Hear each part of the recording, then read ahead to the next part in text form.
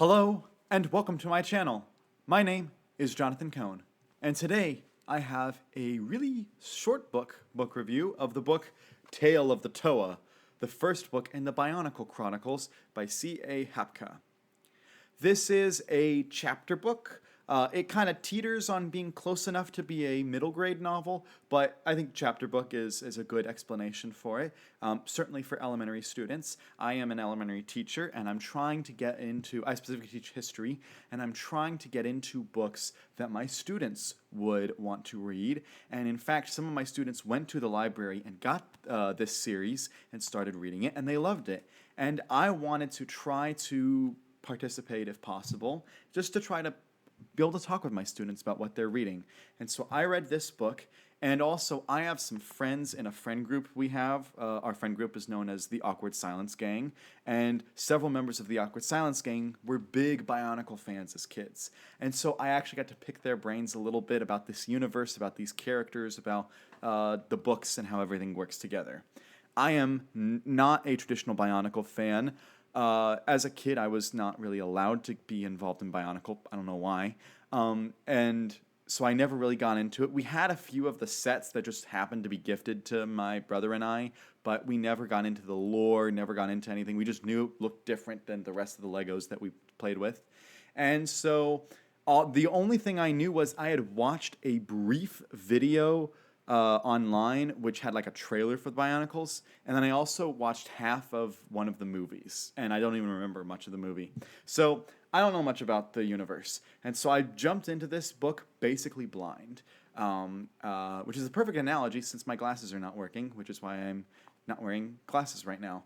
I actually think that this book is a very entertaining book. It is obviously book one of a series. This book ends not on a cliffhanger, but on a to be continued note, kind of. It's the plot of this book is kind of self-contained, but it's it's gonna keep going. I think that this book does a really good job explaining the 6 main Toa that you meet, and you see the Toa on the back, which I appreciated. They gave good visualization. You have Tahu, the Toa of fire. You have Onao, the Toa of stone. You have Pohatu, the Toa of earth. You have Lua, the Tower of air. You have Gali, the Toa of water. And then you have Kopaka, the Toa of ice. And they each had a little bit of uniqueness, but not a lot of character. And that's a thing in middle grade, you have to have good character uniqueness. Lua had the most character uniqueness because he had a very distinct dialect. The way he would mesh 2 words together and call it stony break instead of just break the stone or something. He would mesh words together and say them with a Y at the end. That was very common for his character. And also he was always on the go. He's the hyperactive one. And then you have the other characters like Gali, who's kind of like a leader, but she's always butting heads with Tahu, who's also a leader. You have Kopaka, who's kind of the main point of view protagonist in this book at least. And he's kind of better than everyone, and he kind of knows it. But at the same time, he's kind of reluctant to work with anyone because he's a little bit worried. And then you have Pohatu, who's just trying to make friends and just trying to get the group together. And then you have Onao, who really doesn't have that much character development. So those are the 6 Toa that you meet, and they do a good job. Each chapter at the beginning introduces them and kind of shows them in different points of their time, and then they all get together, and they're trying to stop the Makuta, the ultimate evil. If the ultimate good is Matanui, the ultimate evil is Makuta, and you're reading about them trying to stop Makuta, and Makuta has a lot of creatures that work for Makuta. This is where the book kind of stumbles for me, is the description of the creatures. I don't think the description of the creatures was enough. If you're not a reader of the Bionicle comics or don't keep up with the sets, I think it's going to be hard for you to visualize the creatures. I have a hard time visualizing things unless I've seen them. So I think that's a little flaw of the book.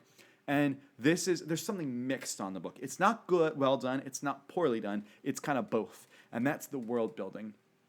Some elements of the world building, like understanding Makuta versus Matanui, understanding the universe and why the characters are present, why these Toa are there, that works well.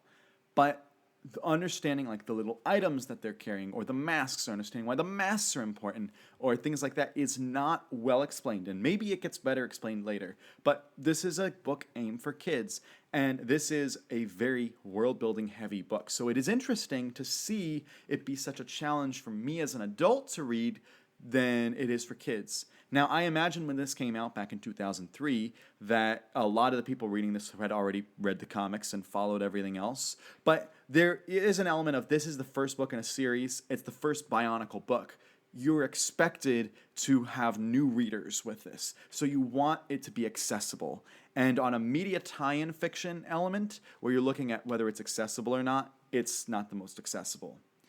That being said, I enjoyed the book. I would give it a 7 out of 10. I still think I had a blast reading it. I read it in like 2 hours. Not even that. It was like an hour and a half. So, yeah, it was a lot of fun to read. But that was it. I have the next few books in the series that I bought. I have book 2, Beware of the Bow Rock. I hope I say that's right. Then I have book 3, Makuta's Revenge. I want to say Makuta Matata or something. And then I have book 4, Tales of the Masks. So I intend to read these soon so that I can put them in my library for my students. And then I went on a spree. I just went to my local bookstore, and all the books and of the Bionicle books were like under $2. So I just went and bought all the Bionicle books that I could find. So I got this big stack of other Bionicle books that I will get to eventually, but they're not really in order. They're just kind of book here, book here, book here. It's all random. So I'm slowly trying to go online and accumulate the books so I could read them together. And I can put them in my library, my classroom library for my kids to read. But overall, I'm very intrigued by this universe, and I will continue on. If you're a big Bionicle fan, what do you think of this book? What do you think of C.A. Hapka's writing as opposed to Greg Farshti's writing? All that stuff. I'm loving getting into all the behind the scenes of how it was created. I've been watching the behind the scenes videos that have been fun. But what are your thoughts on this? Let me know all those thoughts in the comments section down below. And until next time, I'm Jonathan, and thank you for watching.